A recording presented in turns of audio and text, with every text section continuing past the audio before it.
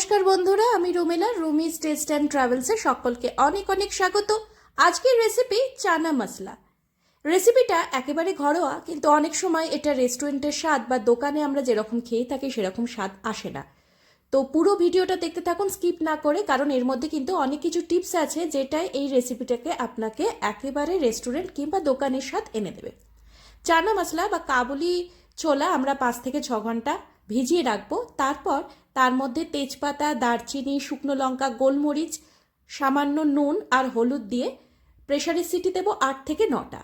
আর কাবুলি চানার পরিমাণ আপনারা যতটা নেবেন তার উপরে কিন্তু প্রেসারে সিটি দেওয়া ডিপেন্ড করছে। মানে মোটামুটিভাবে 8টা 9টা কিংবা যদি বেশি হয় পরিমাণ 10টা মতন সিটি দিলেও হয়ে যাবে। এরপরে আমরা পরবর্তী ইনগ্রিডিয়েন্টসগুলো ব্যবহার করব।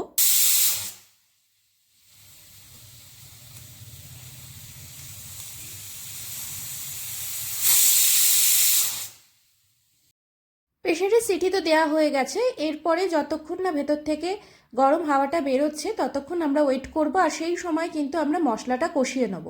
সর্ষের তেলের মধ্যে পেঁয়াজ নেব, পেঁয়াজটাকে ভালো করে লাল লাল ভাজা করে নেব।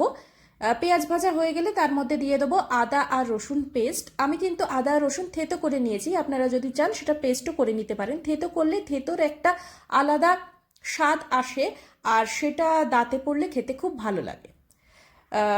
আর রেসিপির মধ্যে যদি একটা দেশি স্বাদ আনা প্রয়োজন আছে বলে মনে করেন, তাহলে কিন্তু এরকম থেতো করে যদি দেন মশলা বা আদা রসুন, তাহলে বা লঙ্কা, খেতে খুব ভালো লাগে। এরপরে দেখতেই পাচ্ছেন আমি অল্প টমেটো দিয়েছি। টমেটোটা অল্প দেওয়ার কি কারণ আছে সেটা আমি পরবর্তীকালে বলে দিচ্ছি, কারণ এর সঙ্গে কিন্তু টক দই আর একটা ইনগ্রিডিয়েন্টস ব্যবহার করব, সেই জন্য টমেটোর পরিমাণ প্রথমেই বেশি দিয়ে দেবেন না। আমি আসলে এই রেসিপিটা কিন্তু সবাই বানিয়ে থাকেন, কিন্তু এই রেসিপির মধ্যে আলাদা একটু স্বাদ আনার চেষ্টা করছি, যেটা আপনাদের দোকানের মতন হবে একেবারে। আর এর সঙ্গে মশলা হিসেবে নুন, হলুদ, জিরে ধনে গুঁড়ো, গরম মশলা আর চানা মশলা ব্যবহার করতে বলছি।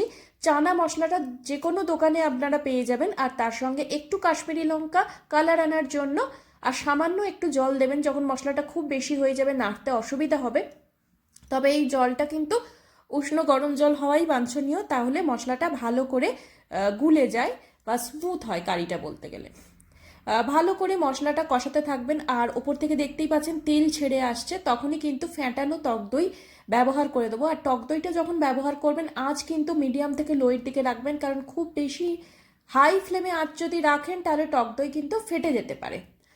আর টক দইটা অবশ্যই ফ্রিজ থেকে ব্যবহার করে ডিরেক্ট মানে রেসিপিতে দেবেন না, কিছুক্ষণ ওয়েট করবেন আর একটু ফেটিয়ে নেবেন। ফ্যাটালে কারির সাথে ব্লেন্ড হতে ভালো, মানে একবারে স্মুথভাবে ব্লেন্ড হয়ে যায়।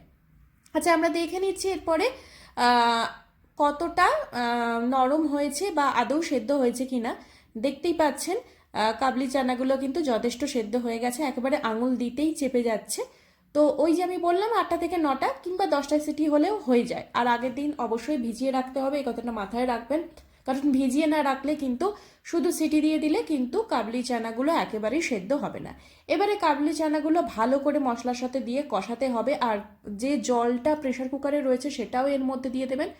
যেটা বলছিলাম, টমেটো অল্প ব্যবহার করার কারণ, এটা লাস্টে কিন্তু একটু টমেটো সস ব্যবহার করতে হবে। যে কোনো দোকানে কিংবা রেস্টুরেন্টে কিন্তু এই স্বাদটাই আমাদের একটা আলাদা মাত্রা এনে যায়, সেই কারণেই টমেটোটা অল্প ব্যবহার করতে হবে। তার সঙ্গে টক দই যেহেতু থাকছে আর টমেটো সস। এরপরে লাস্টেও কিন্তু আমি একবার প্রেশার দিয়ে সিটি দিয়ে নিয়েছি, তার কারণ সেদ্ধ নয়, তার কারণ মশলাটা ভালো করে কাবলি চানার মধ্যে যাতে ঢুকে যায় সেই কারণে। আর ওপর থেকে গার্নিশিংয়ের জন্য অবশ্যই ধনেপাতা, কাঁচা লঙ্কা এগুলো ব্যবহার করুন। পুরো ভিডিওটা তাহলে কেমন লাগলো আমাকে অবশ্যই জানান। ভালো লেগে থাকলে like, share, subscribe my channel Rumi's taste and travels. আর ফেসবুক থেকে দেখলে অবশ্যই পেজটাকে ফলো করে নিন।